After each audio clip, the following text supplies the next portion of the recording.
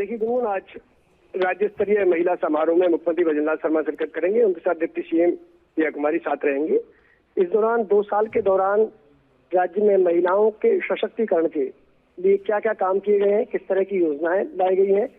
चाहे वो छात्रवृत्ति की बात हो, चाहे वो छात्राओं को स्कूटी देने की बात हो, चाहे महिलाओं को शिक्षा देने की बात हो, महिलाओं को रोजगार देने की बात हो, महिलाओं को सुरक्षा देने की बात हो, महिलाओं को आगे बढ़ाने की बात हो, हर क्षेत्र में इन तमाम योजनाओं को लेकर आज जिक्र होगा, चर्चा होगी। मुख्यमंत्री भजनलाल शर्मा का उद्बोधन होगा, डिप्टी सीएम प्रिया कुमारी का उद्बोधन होगा और साथ ही ये विजन भी पेश किया जाएगा किस तरह 2 साल में सरकार ने जो महिलाओं को लेकर मैनिफेस्टो में वादे किए थे उनको कितना पूरा किया गया और आगे 3 साल किस तरह महिलाओं के विकास को केंद्र में रखकर भजनलाल सरकार काम करेगी। इसके साथ ही कई प्रतिनिधि मंडल आज सीएम भजनलाल शर्मा से मुलाकात करेंगे। इस दौरान सरकार की योजनाओं का फीडबैक भी वो अलग से मुलाकात के दौरान लेंगे और साथ ही क्या बेहतर किया जा सकता है उस पर भी चर्चा करेंगे। जी लाल सिंह, देखिए जिस तरीके का आज महिला सम्मेलन कार्यक्रम ये आयोजित हो रहा है धौलपुर में, इससे कहीं ना कहीं सरकार के 2 साल का जो पूरा कार्यकाल रहा उसमें महिला सशक्तिकरण को लेकर जितने भी कार्य सीएम भजनलाल शर्मा के नेतृत्व में हुए हैं, कहीं ना कहीं उन्हें आज उजागर करने का एक बड़ा संदेश यहाँ से दिया जाएगा। बिल्कुल, क्योंकि 2 साल में लगातार भजनलाल शर्मा ने एक बात कही थी कि हम अपना जो विजन डॉक्यूमेंट्स है वो जनता के सामने रखेंगे। उन्होंने जब प्रेस कॉन्फ्रेंस में बात कही थी, जब हम प्रेस से रूबरू हुए थे, कि पीएम मोदी कहते हैं कि जनता के प्रति हमारी जवाबदेही है और हमारा जनता को जवाबदेही के साथ ही हिसाब देना हमारा कर्तव्य बनता है। इसी कड़ी में जब केंद्र सरकार लगातार अपना ये काम कर रही है, वो जनता के प्रति जवाबदेही को ध्यान में रखते हुए अपना एक एक काम का हिसाब दे रही है, एक एक पैसे का हिसाब दे रही है, तो हम भी ये काम करेंगे। हम हर साल जनता के सामने मीडिया के जरिए हिसाब देते हैं। इसी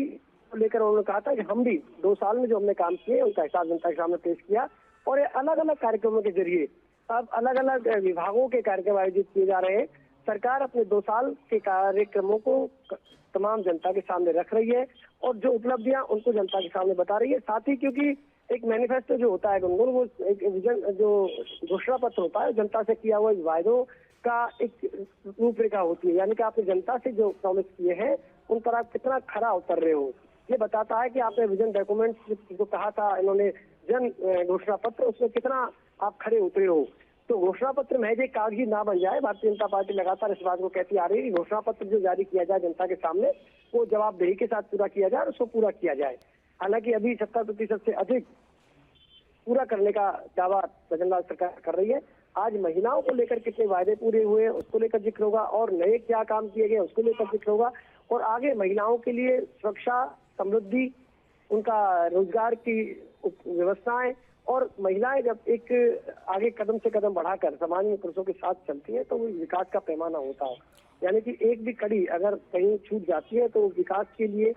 उतनी ही नुकसानदायक होती है। इसलिए जरूरी है कि सभी वर्गों का समान विकास हो, महिलाओं का विकास हो, उनको रोजगार के अवसर मिले, उनको सुरक्षा मिले,